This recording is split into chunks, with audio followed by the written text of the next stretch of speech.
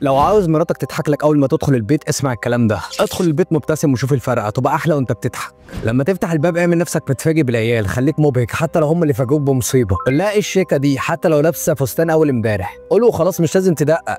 استرها وما تفضحش غلطاتها. لو في يوم حرقت صينيه البطاطس خليك ساتر وغطى عليها وافتكر انها مره عملت لك طاجن باميه عالمي. ساعتها في شغل البيت مفيش راجل حصل له حاجه لما شال طبقين على الحوض. خرجها مره كل اسبوع، الحبسه في البيت بتخنق، ولو مش هتخرجها اسمح لها تزور صاحباتها بدل ما تشوفهم في الحلم. اشكر فعلها حتى لو مش بتحبهم، دور على اي حاجه حلوه فيهم اكيد في ميزه، ولو ما لقيتش قول ربنا يكرمهم. هتلاقي ورده او شوكولاته، بلاش دباديب دي للمخطوبين، هتفرحك كانها طفله في عيد ميلادها. سيبها تعيش دور المحقق كونان وجاوب على اسئلتها. بلاش ايه كل الاسئله دي؟ تتاكد بس انك مش ناسيها. لما تتعب وتسخن ارقيها، ادعي لها واعمل لها ينسون واظهر شويه تعاطف. حاول تخبي فرحتك. لو خارجين واشتريتوا حاجه ما تشيلهاش كل الاكياس، كفايه عليها كيس عشان تحس انها شاركت في المهمه. اديها مصروف تجيب اللي هي عايزاه، مش لازم يكون مبلغ ضخم، حتى لو جابت بيجي لكولا هي فرحانه وخلاص. طبطب عليها زي ما الاب ما بيطبطب على بنته، الست رقيقه وبتحتاج كده. اشكر فيها قدام اهلك، ما تتكلمش عن التراب اللي على السفره ولا صينيه البطاطس اللي اتحرقت ولا صوتها وهي بتغير للعيال. بلاش تقارنها بحد، وما تشكرش في زميلتك في الشغل الباشمهندسه فوزيه ولا الدكتوره حسنيه وهي قاعده في البيت مضحيه بكل حاجه عشانك، وفي الاخر تشكر في حد تاني. ما يصحش، عيب.